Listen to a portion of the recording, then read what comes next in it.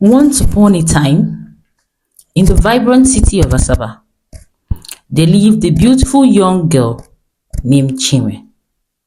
She was an orphan raised by her kind stepmother, Mercy, who had loved her from the moment she laid eyes on her.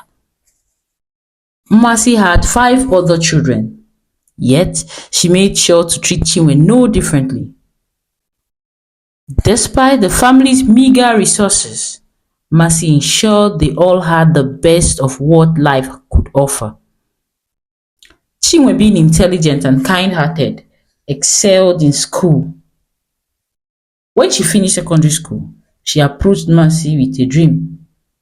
"Mama, I want to go to university," she said, her eyes shining with hope. Mercy's face softened with sorrow. "Chinwe, my dear, you know how things are in this house now. You know I would do anything for you. But I don't have resources to send you to the university. See now, you have five other siblings that I only me have to take care of. I can't afford it. Except you can sponsor yourself. You will just have to put that dream aside for now," she said. But Chinwe wasn't ready to let go of her dream. Determined, she found a job as a sales girl and enrolled in an open university close to her workplace, managing both her studies and her job. It was there at the university that she met Gozie. They had met on a rainy day when Chinwe, running late for class, bumped into him outside the lecture hall. The encounter was brief, but their connection was instant. Gozie, with his warm smile and easy charm, was drawn to Chinwe's calm demeanor and undeniable beauty. Their love blossomed, growing stronger with each passing day. But as time went on, reality crept in and the weight of life struggles began to unfold. Late one evening, Gozie sat across from Chinwe in the dimly lit university library. Their study sessions had turned into hours of conversations about their dreams, hopes, and the future. "I'm serious about settling down with you," Gozie said. "I want to start a business. I want to create something that will change our lives for the better. I don't like that we are struggling just to get by," he complained. Chinwe's smile was soft but encouraging. "I know you will settle down, Gozie. I see that you have drive and vision. One day we'll get there. Let's just take one step at a time." Gozie reached for her hand, his eyes clouded with doubt. "I don't know where I would be without you, Chinwe. You make me believe so much in myself." Blushing, Chinwe squeezed his hands. "We're a team. Whatever happens, we'll face it together." Gozie exhaled, his heart swelling with love for her. "Do you really think we'll make it? The world is really tough out there." "We will," Chinwe said with quiet certainty. "As long as we have each other and we stay together, we'll get through with anything," she assured. But life after graduation hit harder than they imagined. Gozie struggled to find a job, taking up on odd jobs here and there. Chinwe managed to secure a low-paying administrative role, barely enough to cover her own needs. Yet she found ways to support Gozie. She skipped meals, saved on transportation, and often gave him what little she earned. When Gozie's mother fell ill, it was Chinwe who cared for her, staying up nights to ensure she had the right medication she needed. Chinwe became a pillar for Gozie's family, stepping in where Gozie couldn't. But the burden was heavy, and it was beginning to weigh on Gozie. One evening, as they sat together in the small rented room, Gozie's frustration boiled over. "I feel like a failure, Chinwe," he said, his voice heavy with guilt. "I can't even provide for you. I've never given you what you truly deserve. Ever since we met, you've been the one sacrificing for me. Chinwe placed a hand on his shoulder, her voice gentle. You're doing your best, Gozie. We'll get through this, I know it. And I know that once you're settled, you will do even greater things that I've done. Will we? Gozie's voice cracked. Nothing is working, Chinwe. I'm supposed to be the provider. I can't even take care of my own family. How can I take care of you? You don't have to do it all alone, Chinwe reassured him. But no matter how much love and support Chinwe gave, the weight of his failures continually haunted Gozie. His friend's words echoed in his mind. There is no romance without finance, Gozie. How long do you think Chinwe will stick around if you don't get her a better life? You better do something, Chike would often say. Those words gnawed at Gozie. He knew Chinwe had sacrificed so much for him. Her money, her time, her comfort, her resources, and yet he felt suffocated by the idea that he couldn't repay her. Then came the day he met Naza. Gozie had gone to a construction site to do day labor, desperate to earn anything he could. That's when Naza, a wealthy businesswoman, pulled up in a sleek black SUV. She watched Gozie as he worked and was impressed by his skill and determination. Wow, such a handsome young man. You're wasting your talent here, Naza told him the next day when she visited the site again. Don't you think you deserve better? I think I can help you. I don't have many options right now, he admitted, wiping sweat from his brow. Naza smiled, stepping closer. A man with your skills shouldn't be struggling like this. You're a graduate, right? Yes, Gozie replied excitedly. And I see your work here. You're very talented. I've seen you plumbing, doing carpentry, and now building. You have so much potential. I had to learn these skills to survive, Gozie replied, the weight of years of struggle in his voice. Well, I have an offer for you, Naza said, drawing even closer to him, her voice soft and persuasive. Meet me at my office tomorrow morning. I can give you a job, a position that will change your life, she said, handing a card over to him. That night, Gozie told Chinwe about the opportunity. She was elated, dancing with joy and excitement. This is it, Gozie. This is it. Your big break. At first light the next morning, Gozie went straight to Naza's office. She welcomed him warmly, her smile inviting yet calculated. After exchanging pleasantries, Naza leaned forward, her tone becoming more intimate. I care about you, Gozie, she said, her voice dripping with intent. I want you to be mine. If you accept me, I'll give you a position in this company that will turn your life around overnight. Gozie froze. He hadn't expected this. The offer was not just a job, it was an exchange for something more. Naza's eyes were locked on his, her meaning crystal clear. You don't have to struggle anymore, Naza continued, moving even closer. You deserve better than this, and I can give it to you. Torn between desperation and loyalty, Gozie felt trapped. His mind flashed to Chinwe, the woman who had stood by him through every failure, who had sacrificed everything to support him, the woman who believed in him when he didn't even believe in himself. Gozie swallowed hard. He knew the decision he had to make, and with a heavy heart, he stepped back from Naza's offer. I'm so sorry, he said, his voice firm but shaking. I can't, ma. I can't. I have a wonderful woman that I love so much, he said. Then in that case, let me give you some money to pay her off.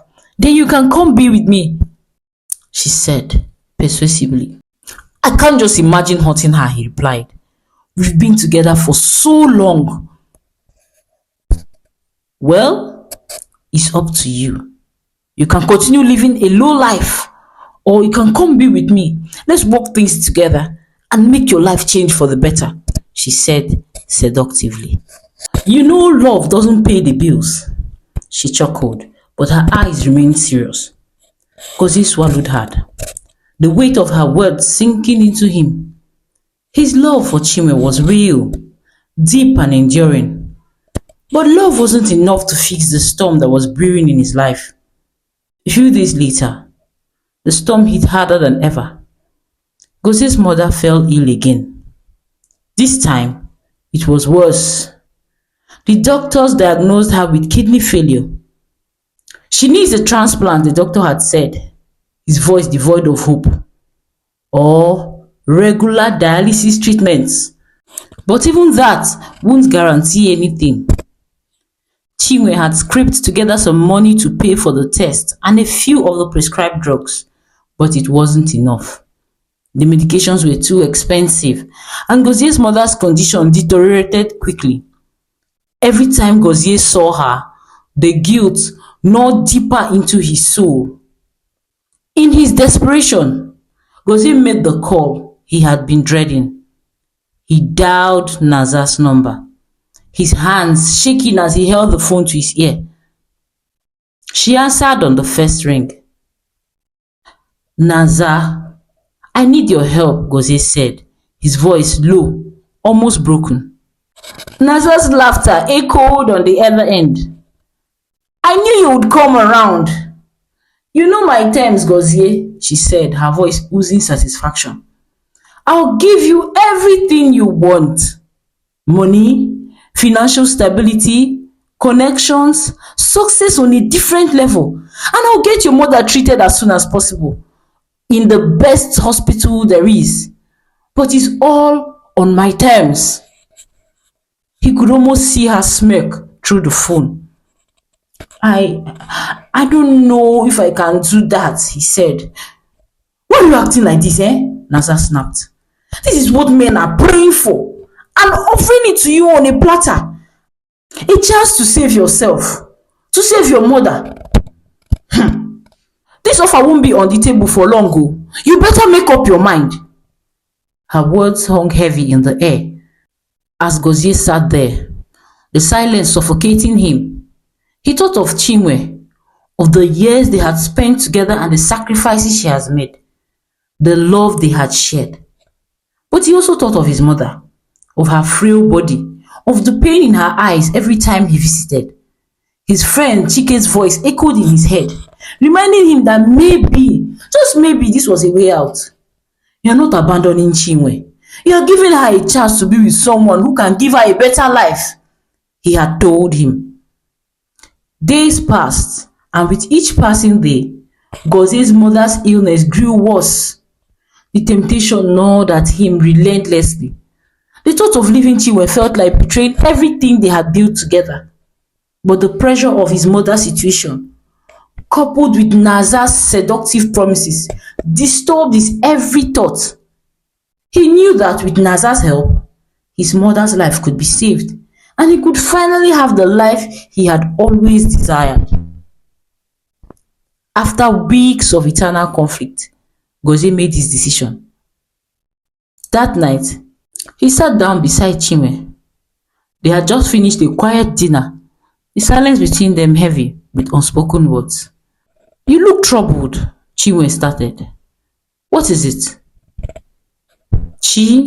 Gozie began, his voice soft and calm. I need to tell you something. Chinwe looked at him, concern etched across her face. What is it, Gozie? You're scaring me. Gozie took a deep breath, his heart pounding in his chest. I saw Mama today. She's not doing well at all. The doctor says she needs a kidney transplant. I just don't know what to do. I can't do this anymore. Chinwe's brow furrowed. What do you mean?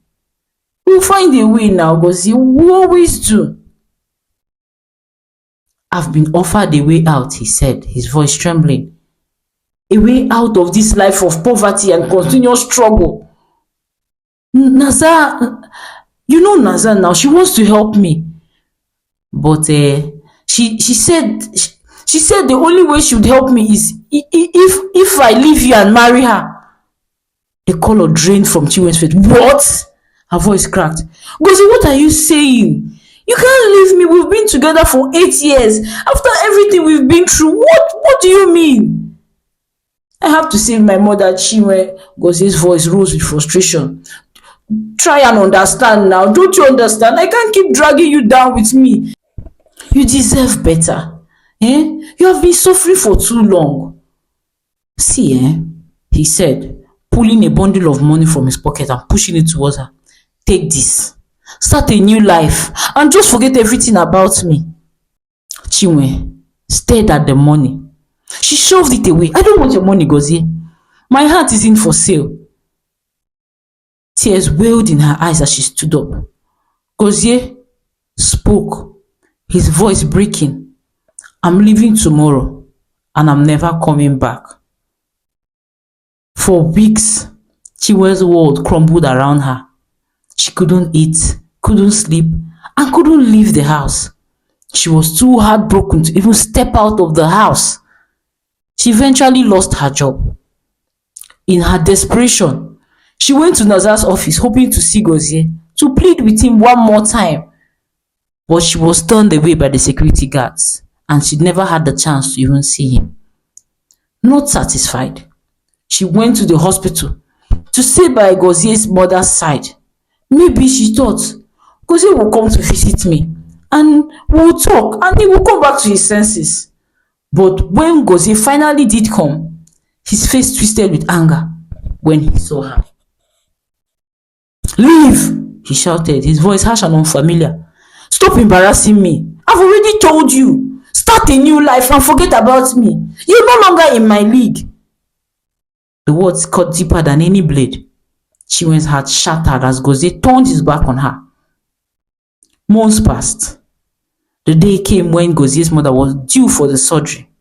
Nazar had made the necessary payments for the kidney transplant. However, unfortunately, there was a complication during the surgery and Gozie's mom died. The news reached Chinwe and it brought a flood of mixed emotion. She grieved for Gozie's mother, but a tiny flicker of hope ignited in her heart.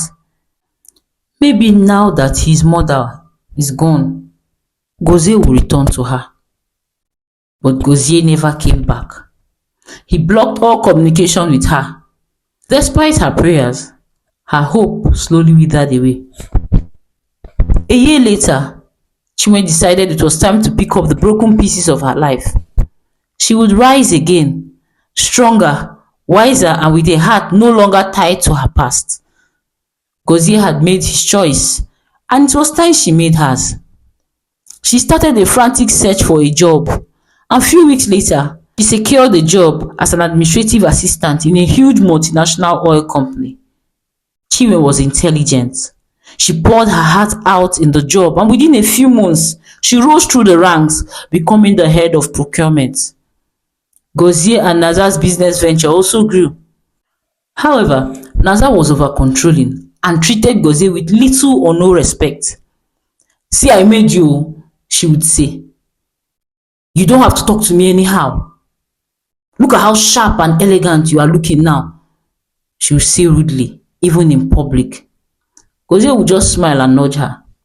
A few years later, Nazar and Gozie started experiencing a major setback in their business, and soon they heard of a multi-billion-dollar contract from a multinational oil company that would bounce their business back.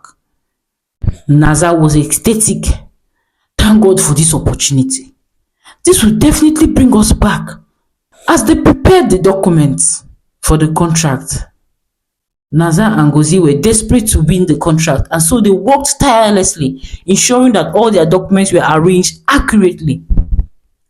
They were certain that with the amount of time and work put in, they were going to get the contract. Everything seemed to be going smoothly. That is until they stepped into the boardroom for the final presentation. As Gozie walked in, his heart skipped a beat. Sitting at the head of the table, poised and powerful, was Chinwe. For a moment, time seemed to stand still. Gozie felt the air leave his lungs as their eyes locked. She was not the same woman he had left behind years ago. She was transformed, her presence exuding confidence, her face calm and unreadable. Chinwe's cold gaze swept over him before settling on the proposal in front of her. Naza, who was unaware of the tension going on in the room, flashed a bright smile. "We are confident you will find our offer quite competitive," she said cheerfully. Chinwe didn't respond immediately. She simply nodded, her expression remaining neutral as her eyes flicked over to Gozie, who sat stiffly beside Naza. "Let's get down to business," Chinwe said, her voice cutting through the silence like a knife. When they finished their presentation, Chinwe's tone remained flat. "Thank you for your time. We will look at your proposal and inform you of our decision." Gozie barely managed a nod, his stomach churning with unease. He could feel Chinwe's eyes on him as they gathered their materials and left the room. Naza hummed softly beside Gozie. "It went well, right?" Gozie didn't reply. His mind was racing, replaying every word, every glance exchanged between him and Chinwe. He knew. Deep down, he knew. Days passed. The tension in the office grew as they waited for a decision. Then one afternoon, the letter arrived. Naza tore it open with excitement, only for her face to fall in disbelief. "We lost the contract?"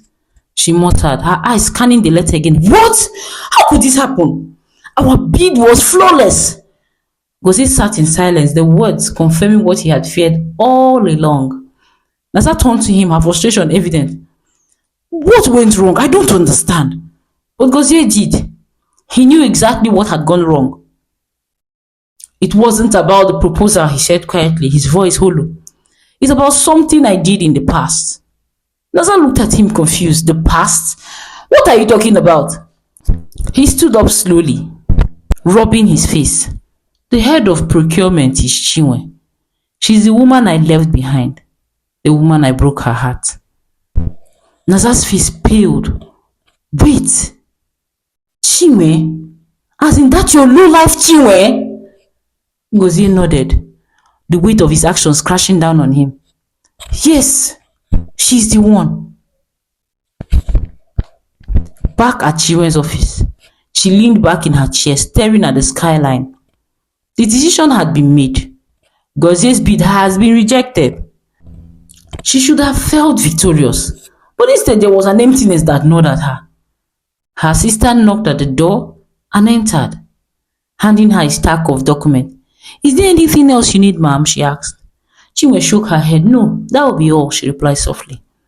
As the door closed, she sighed, her thoughts drifting back to the man she once loved, the man who had left her behind for a wealthier, more connected woman. She had rebuilt her life from the ashes of that heartbreak, transforming herself into a force to be reckoned with in the corporate world. And now, she had the power to crush his dreams, just as he had once crushed hers. But as she sat there, a wave of sadness crept in. Chinwe stared at the rejection letter on her desk.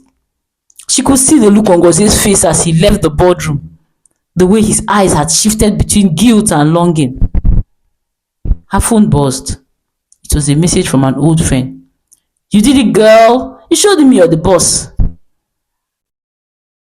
Chinwe stared at the message, then set her phone aside. She had won. She had used her power to exert her revenge. But why didn't it feel as satisfying as she thought it would? She thought back to the woman she used to be. The young, hopeful Chinwe who had loved Gozie with all her heart. That Chinwe would have given anything for him. And now, she was left to wonder if destroying his chance at success had truly healed the wounds of the past. In the end, the victory felt hollow. Chinwe had moved on. Yes, she had grown stronger, more independent, but deep down, the scars of that betrayal still lingered tied to her heart. As the months went by, Naza and Gozie's business suffered a great deal. They had used all their resources to ensure that they got that contract that had failed. As Gozie walked around the empty offices that used to be full of people, he felt really hot. He had gained wealth, success and prestige for such a short time and at such a huge cost. Fate had come full circle, and now Gozie had to live with the consequences of a decision that haunted him more than he ever thought it would. In the end, Gozie's story reminds us that the choices made out of selfishness and disregard for others' feelings often come back to haunt us. Though wealth and success may seem tempting, true fulfillment comes from loyalty, respect, and love.